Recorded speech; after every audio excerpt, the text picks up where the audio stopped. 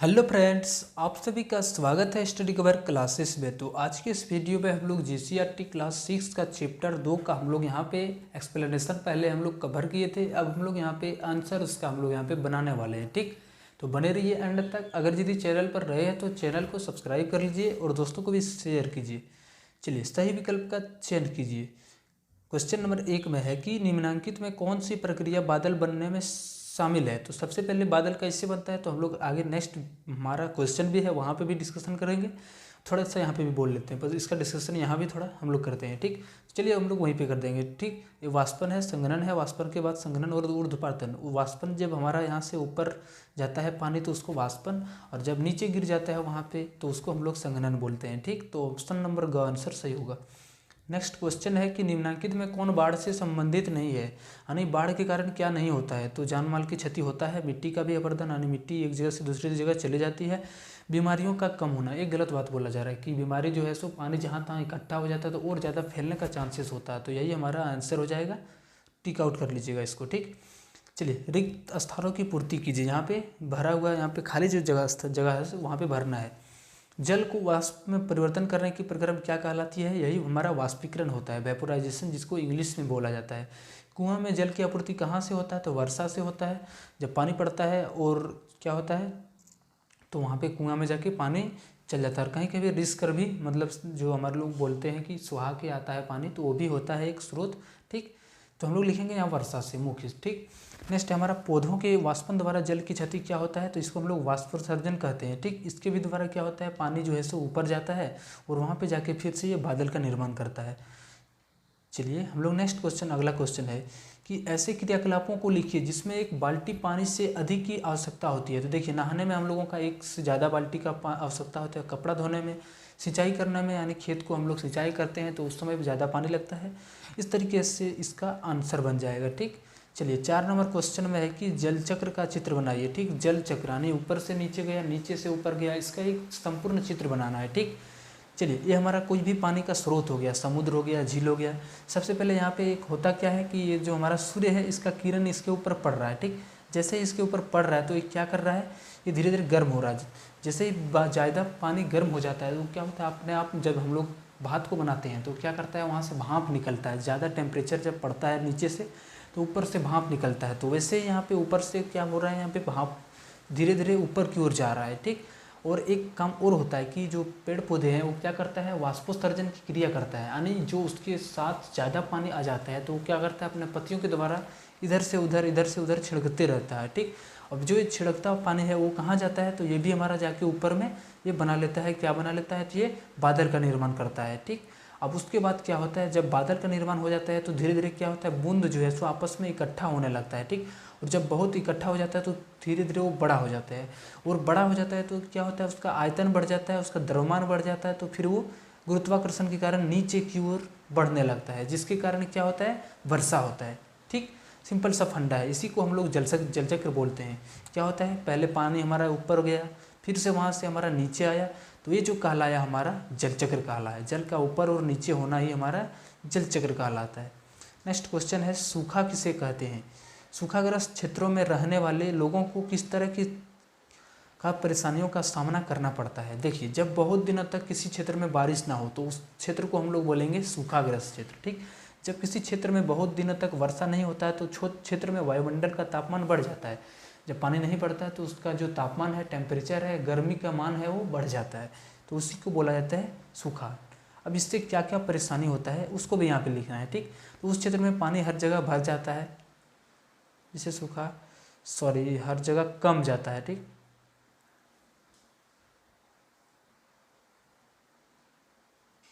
देखिए थोड़ा सा यहाँ पे हम लोगों हमने मिस्टेक कर दिया। ठीक, यहाँ पे बाढ़ का लिखा गया है, थोड़ा सा आप लोग सुधार लीजिएगा यहाँ पे।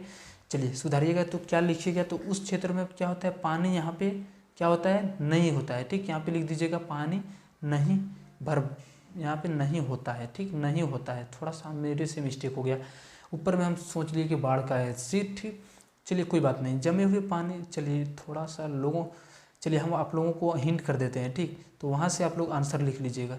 चलिए पहला नंबर आप लोग लिखिएगा आंसर में। तो क्या लिखिएगा, जब सूखाग्रस्त हो जाता है तो वहाँ पे किन किन परेशानियों का सामना करना पड़ता है। तो वहाँ पे सबसे पहले पानी का पहुँच नहीं होता है, ठीक, पानी का पहुँच जो है सो नहीं होता है। लिखिएगा आप लोग, पानी का पहुँच नहीं हो पाता है, नहीं हो पाता है। आप लोग पाता है लिख लीजिएगा, पमयाकर तमयाकर, ठीक। चलिए अब नेक्स्ट पॉइंट, दूसरा पॉइंट लिखिएगा। चलिए इसको हम लोग दूसरा पॉइंट लिखिएगा 2 नंबर में। क्या लिखिएगा, वहाँ का जो भौम जल स्तर है वो क्या होता है, नीचे चला जाता है, ठीक। भौम जल स्तर नीचे चला जाता है, ये आपको 2 नंबर में लिखना है, ठीक। अब तीसरा नंबर में लिखना है आपको, क्या होता है और सूखाग्रस्त क्षेत्र में वहाँ पे खेती करना जो है सो नामुमकिन हो जाता है। ओह सॉरी, खेती करना बंद हो जाता है, लगभग, ठीक, बंद हो जाता है। और क्या होता है, उस क्षेत्र का जो तापमान है बहुत ज़्यादा बढ़ जाता है। चौथा में हम लोग लिखेंगे तापमान जो है सो बढ़ जाता है, बढ़ जाता है उस क्षेत्र में, ठीक, लगा के लिखिएगा। यही 4 पॉइंट लिख दीजिएगा, आप लोगों को फुल में फुल मार्क्स आएगा। और जितना है हम अपने भाषा में सब सारा चीज़ को यहाँ पे कवर किए। चलिए नेक्स्ट हमारा 6 नंबर क्वेश्चन है, सबका फंडा एक ही है। क्वेश्चन नंबर 6 में है कि चश्मों के लेंस को साफ करने के लिए लोग उस पर फूंक मारते हैं, इससे लेंस भीग जाता है, ऐसा क्यों होता है, समझाइए। देखिए होता क्या है, जब हम लोग एक चश्मा है इस तरह से, चलिए हम लोग यहाँ पे आराम से फिगर को लेकर के समझते हैं। यहाँ पे हम लोग क्या कर रहे हैं, इधर से मुंह से फूंक मार रहे हैं, ठीक। तो फूंक में हमारा क्या है, नमी भी है, ठीक, यानी थूक भी है, जिसको हम लोग थूक बोलते हैं। ये क्या होता है, धीरे धीरे इसके ऊपर जाके हवा के द्वारा क्या होता है, ये ज़्यादा मात्रा में बढ़ जाता है, यानी इसका हवा में भी नमी मात्रा, और हम लोग भी थूके तो उसका भी मात्रा जो है तो लेंस के ऊपर जो है सो पड़ जाता है, जिसके कारण यहाँ पे क्या होता है, बूंद बूंद करके ये जमा होना दिखाई देने लगता है। तो लिखेंगे हम लोग सिंपल सा कि जब हम फूंक मारते हैं तो फूंक में उपस्थित नमी वायु को ठंडा कर देता है, जिससे चश्मों का लेंस भीग जाता है। इतना सा आंसर आप लोगों को लिख देना है। नेक्स्ट है क्वेश्चन कि बादल कैसे बनता है, ठीक। तो चलिए हम लोग यहाँ पे और आराम से, पिछले वाले सेक्शन में हम लोग पढ़े थे, यहाँ पे भी पेड़ पौधे वाष्पोत्सर्जन की क्रिया करते हैं, पढ़े थे। समुद्र तथा बड़े झील में उपस्थित पानी में जब सूर्य का प्रकाश पड़ता है तो ये धीरे धीरे वाष्प में बदलने लगता है, और ये वाष्प ऊपर जाने के बाद क्या पड़ता है, बादल का रूप ले लेता है, ठीक। चलिए आप लोग आराम से लिख लीजिएगा, आराम से याद कीजिए, इतना सिंपल भाषा में है। आपका जितना भी देखे थे, कोई भी डाला अपलोड किया था वो डायरेक्ट 2D से उठा के अपलोड कर दिया है, ठीक। उसका तो गया क्या, कुछ नहीं, बस स्टूडेंट का परेशानी कि वो रट रट के मरे। तो इसलिए हम आप लोगों को रटने नहीं, समझने के लिए बार बार बोले जा रहे हैं। आराम से इसको कुछ समझते चलिएगा। चलिए हमारा लास्ट क्वेश्चन है कि एक जल की ठंडी बोतल रेफ्रिजरेटर से निकालने और इसे मेज पर रखिए।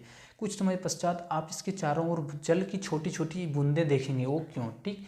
देखिए हमारा कोई भी बोतल है, उसको ठंडा करके हम लोग यहाँ पे रखे हुए हैं, तो देखिएगा कि थोड़ा देर के बाद अगर यदि हमारा ये द्रव है, इसमें पानी भरा हुआ है और ठंडा हो जाएगा, ये धीरे धीरे ऊपर से इधर से क्या हो, निकलने लगता है, ठीक। तो होता क्या है कि ये जो पानी है, इससे मतलब यहाँ पे हमारा जो वायु में उपस्थित पानी है, हमारा हवा में जो उपस्थित पानी है, वो धीरे धीरे के यहाँ पे जमा होने लगता है, ठीक।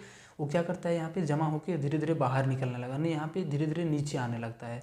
तो होता क्या है कि वायु में उपस्थित जो नमी होता है वही भारी होकर के यहाँ पे धीरे धीरे आने लगता है। चलिए लिखेंगे आंसर में क्या, ठंडी बोतल में उपस्थित जल बाहरी वायु से संपर्क होने के बाद ये छोटे छोटे बूंद संघनन के कारण बदलने लगते हैं, जिससे ये बूंद का बड़ा होने पर हमें क्या होता है, यह दिखाई देने लगता है, ठीक। तो इतना सा सिंपल सा आंसर है। चलिए अगर यदि चैनल को अभी तक सब्सक्राइब नहीं, चलिए और क्वेश्चन है हमारा 9 नंबर, ठीक। जल बचाने के लिए आप कौन कौन से आसान उपायों को कर सकते हैं। तो जल हम कैसे बचा सकते हैं, सबसे पहले तो कुएं और गड्ढे का निर्माण कर सकते हैं, ताकि जो वर्षा हो वो पानी ठहर जाए एक जगह। नेक्स्ट हमारा अधिक पेड़ पौधे को लगाकर, अगर यदि हम ज़्यादा पेड़ पौधे को लगाएंगे तो क्या करेगा, अपने जड़ से पानी को खींच के वहीं पे अपने साथ रखेगा, ठीक, यानी लेयर को नीचे नहीं जाने देगा, और वो बर्बाद भी होने से बचाएगा। वर्षा के पानी को संग्रहित करके, जो पानी वर्षा होता है उसको हम लोग अच्छे से क्या कर सकते हैं, बड़ा सा हौद बना के या कुछ भी मैंने गड्ढा तो बोले, उसका निर्माण करके हम लोग जो है सो आरा का निर्माण करके पानी को इकट्ठा कर सकते हैं। छत पर वर्षा जल संग्रहण, हमारा बहुत बड़ा छत पर जो है सो पानी जमा हो जाता है, वो जमा हमारा पानी क्या होता है, बर्बाद हो जाता है। उसको लिए हमें क्या करना चाहिए, अच्छे से उसका रीयूज करना चाहिए, फिर से उसका फिल्टर करके हम लोग उपयोग करना चाहिए, ठीक।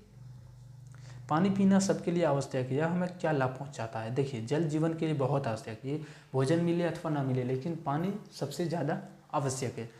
यदि हम जल पानी यानी पानी नहीं पीते हैं तो केवल 6 दिन होते, एक फैक्ट के आधार पर एक फैक्ट के आधार पर हम लोग क्या कर सकते हैं, अगर यदि पानी नहीं पीते हैं तो हम लोग केवल 6 दिन ही जिंदा रह सकते हैं, ठीक, उससे ज़्यादा हम लोग नहीं रह सकते हैं। बिना भोजन किए हम लोग बहुत दिन तक रह सकते हैं, लेकिन पानी नहीं पिएंगे और 6 दिन तक रह जाएंगे तो ये बहुत बड़ा बात हो जाएगा। उससे 7वां दिन हम लोगों को लगता है कि हम लोग यहाँ पे नहीं रहेंगे, ठीक। उसके बाद है कि इसलिए जल हमारे लिए क्या है, आवश्यक है। अब जल का जो काम होता है वो क्या होता है, हमारे शरीर में उपस्थित अपशिष्ट पदार्थ जैसे मूत्र, पसीना आदि का बाहर निकालने में मदद करता है। जितना भी हमारा अपशिष्ट पदार्थ हमारे शरीर के अंदर जमा होता है वो हमारा पानी क्या करता है, उसको बाहर निकालने का काम करता है। इतना सा काम होता है किसका, तो पानी का, ठीक। चलिए, अगर यदि चैनल को अभी तक सब्सक्राइब नहीं किए हैं तो चैनल को सब्सक्राइब कर लीजिए, क्योंकि अपना भाषा में यहाँ पे पूरा सॉल्यूशन मिलने वाला, पूरा झारखंड बोर्ड का टोटल सॉल्यूशन यहाँ पे मिलने वाला है, ठीक।